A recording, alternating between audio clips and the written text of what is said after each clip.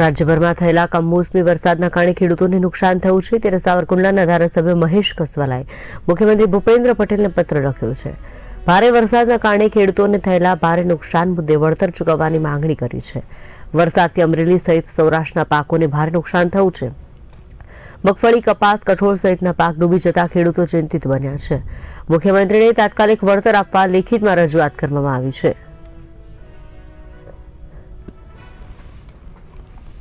સાવરકુંડલા સહિત આખો અમરેલી જિલ્લો અને સમગ્ર સૌરાષ્ટ્રની અંદર છેલ્લા 3 દિવસથી ભારેથી અતિ ભારે વરસાદ પડી રહ્યો છે। ખેડૂતોની પણ રજૂઆત આવી છે। 1 થી 10 ઇંચ સુધીનો વરસાદ છે। નદી નાળાઓ છલકાઈ ચૂક્યા છે। નદીઓમાં ભારે પૂર પણ આવ્યું છે અને સાવરકુંડલાનો હાથસની ડેમ અને રાજુલાનો ધાતરવડી ડેમના દરવાજા પણ ખોલવા પડ્યા છે ને એટલે સાવચેતીના પગલાં પણ તંત્રએ લીધા છે। ખેડૂતો તરફથી મોટા પ્રમાણમાં રજૂઆત છે ને નજરે પણ જોયું છે। મગફળીનો ખૂબ મોટું નુકસાન છે। ખેડૂતોએ લીધેલી મગફળીના પાકના પાથરાઓ આજે તણાયા છે। કપાસના પાકને ભારે નુકસાન છે। ફાલ આજે નીચે પડી પણ ગયો છે।